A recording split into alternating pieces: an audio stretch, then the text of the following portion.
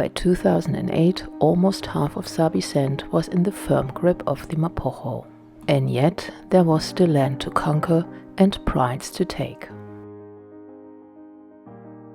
Central Sabi Sand, for instance, was still under the control of the Rollercoaster male, who had somehow managed to hold on to his territory. The south, that hadn't been affected by the Mapogo, was under the control of Rollercoaster's two sons. The Mapogo were still considered a band of 6 brothers, even though their territories were pretty much divided by the end of 2008. Mr. T and Kinky Tail did their own thing in the east. They were even differently named by rangers of Mala Mala. They called the 2 younger Mapogo the Mlowathi males. Since they had started their conquest by mid-2006, the lion population had taken a hit. However, the decline was not solely to be blamed on the Mapogo coalition. Especially the prides in the west were affected, and some of them were entirely extinguished. One of the males that grew up in the western sector was the Ravenscourt male, who linked up with the Ximunghwe pride in 2007. In July 2007, he was all by himself and looking for his pride when he realized that he had been followed.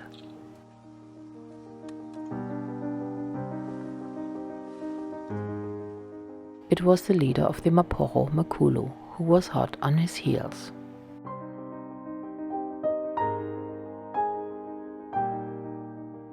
The Ravenscourt male made a smart decision not to stick around and tried immediately to put distance between him and Makulu. Luckily for him, Makulu eventually gave up and wrought his victory into the cold winter morning.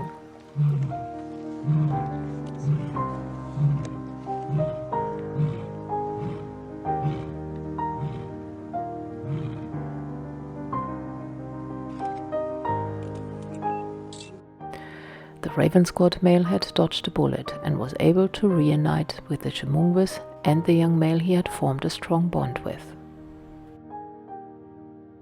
A little over a year later, things were different when the oldest Ximunghwe lioness started to mate with the Mapogo. The Ravenscourt and the Ximunghwe male left the pride, but their journey was cut short. In December 2008, rangers watched them killing and eating a domestic dog who got infected by rabies. Park officials immediately ordered to take them down, and their nomadic life came to an end before it even started.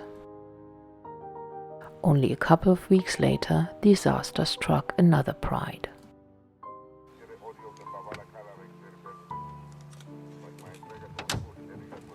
On January 25, 2009, the wildlife community received shocking news. Strong summer rains that resulted in a flood caused a partial collapse of the fence. The 2 Sandriver lionesses with their 5 subadult males escaped through the fence and went after the cattle of the local people. For the safety of the community, the authorities claimed they had no choice but to take them down. The entire pride, minus 1 subadult male who had made it back to safety, got shot by the authorities. This is some of the last footage that had been taken mid-2008 before the entire pride got killed. A similar incident happened 3 years prior in April 2006 when 11 lions escaped the reserve and were shot after killing 36 cattle.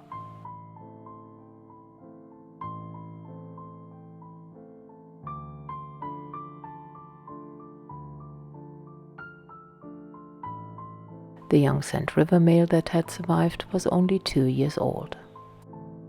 He was too young to fend for himself and his future looked bleak.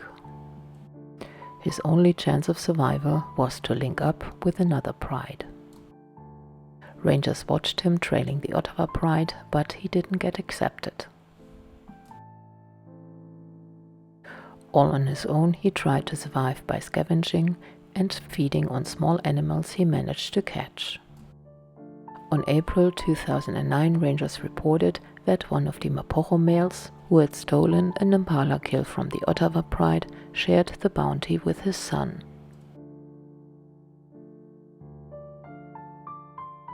In June 2009, 5 months after his family got killed, he was seen again with the Ottawas who had killed a giraffe. Unfortunately, by then he was already too weak to fight for a spot on the carcass. And a couple of days later, he sadly passed away from starvation. According to reports, between 2006 and 2009, 23 lions were shot or euthanized by local authorities. This affected females, males, and subadults. All of these incidents occurred in the western sector, which is fenced on 3 sides. Not included in this number are incidents where lions got killed by snares or died from TB. While all of this happened in the western sector, Mr. T and Kinky Tail were busy getting the Tsalala lionesses pregnant and were chasing after the Styx pride. The Rollercoaster male, who had several encounters with them in 2007 and mid-2008, stubbornly refused to give up his territory. Mala rangers reported that on October 6, 2008, they finally got hold of him. They gave him a beating, but they didn't kill him, and after that fight, he went missing for more than 2 weeks. He reappeared end of October and was seen in company of the SAGA pride. However, something was different. The pride had one more member. The young Tsalala male solo had been seen trailing the pride and eventually linked up with them. The 9 SAGA cubs were already 1.5 years old, and Solo didn't pose an imminent threat. Despite what textbooks tell us, Rollercoaster proved them all wrong. He was already 12 years old and past his prime. Maybe the ordeal with the Mapogo made him realize that Solo was his only chance to hold on to his territory just a little longer. By accepting Solo, he bought himself another year. Moving back and forth between 2 prides and being responsible for 10 lionesses and 18 cubs had a price tag. The cubs of the Styx pride were a full year younger than the SAGA cubs, and they needed their father's protection more than ever. Unfortunately for them, it was not in Mr. T and Kinky Tail's nature to give up. On December 7, 2008, there was another encounter, but this time Mr. T and Kinky Tail had no backup. They faced the wrath of 5 lionesses and wisely backed off. While this fight was in full force, Rollercoaster and the other 2 lionesses brought the cubs to safety. As rangers watched in awe the courage of the lionesses, they later named this fight the Battle of Campell Koppies. After that display of bravery though, the defense broke down, and 2 Styx lionesses who had no cubs started to mate with them shortly after. They gave birth to 2 litters in March and May 2009, but sadly none of these cubs survived. Suffice it to say that these 2 lionesses were raising their cubs without the protection of the pride. The cubs that are depicted here survived the longest and were killed in September by the Tsalala pride. But also the core pride got hit when they lost many members to Mr. T and Kinky Tail in 2009. The split of the Styx pride had made them vulnerable.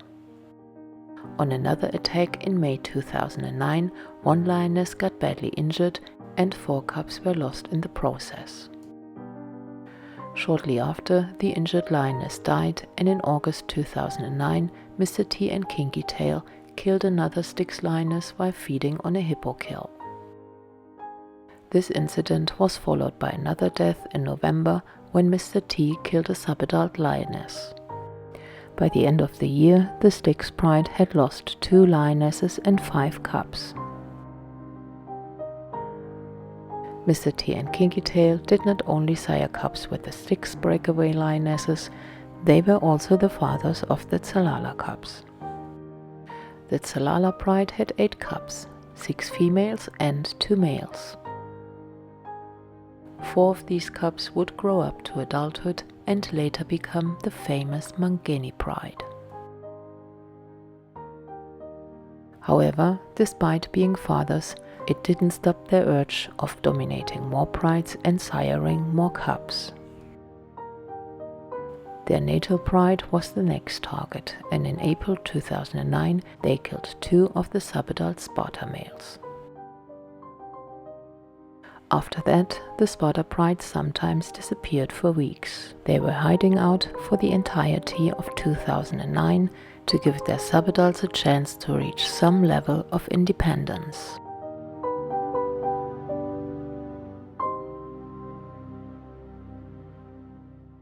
The baby boom continued also in the West. The oldest Ximunghwe lioness gave birth in early 2009, and one of the Ottawa lionesses gave also birth to a second litter of Mapogo cubs. However, for now, the bloodline of the Mapogo rested on the shoulder of the 5 subadults from the Ottawa pride. Peace and stability was an imminent factor for them to grow up safely. No one had expected Mr. T and Kinky Tail become the sole defender of the entire Mapogo kingdom.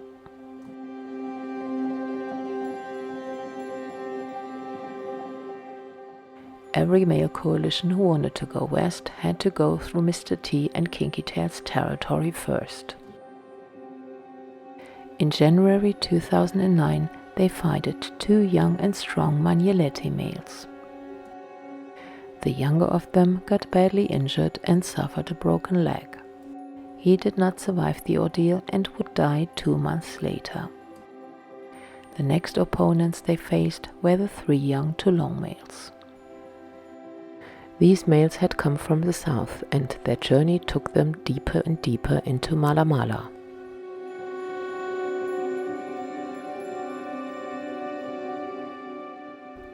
When the 3 males killed a buffalo around June 10, 2009, Mr. T and Kinky Tail finally got wind of it. Still digesting their big meal, they got surprised by the 2 young Mapogo. Mr. T and Kinky Tail crossed the river, and with their nozzles on the ground, they followed their scent. They literally sprang on their feet when Mr. T and Kinky Tail came charging in. They were totally overwhelmed and overpowered. Mr. T and Kinky Tail chased after them, roaring as they went. After a while, the roar subsided and Mr. T and Kinky Tail returned to the river to have a drink. The 3 young Toulon males, though, wouldn't stop until they would reach safety. The next morning, they still were on the move, heading back south.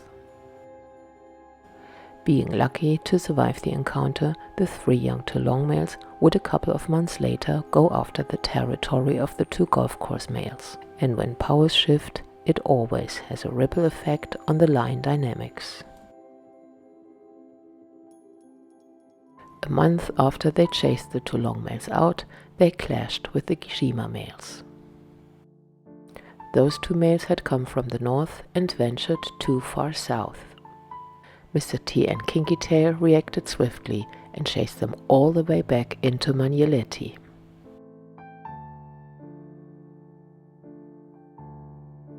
By October, the 3 Toulon males had put a lot of pressure on the 2 Golfcourse males. The 2 brothers ventured north into Mala, where they hadn't been seen for over a year. On October 10, 2009, Mr. T and Kinky Tail had killed a wildebeest with the 2 lionesses from the Styx breakaway pride. Suddenly, the two Golfcourse males showed up at the kill site to investigate. Mr. T reacted immediately and went after them. His brother Kinky Tail soon followed, and all four males disappeared into the darkness.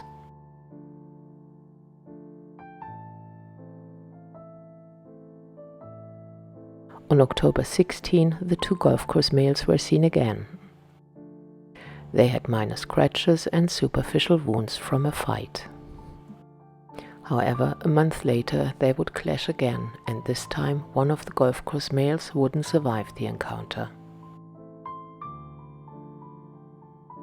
Not all the encounters Mr. T and Kinky Tail had were physical, but it showed their determination to defend their land and their prides.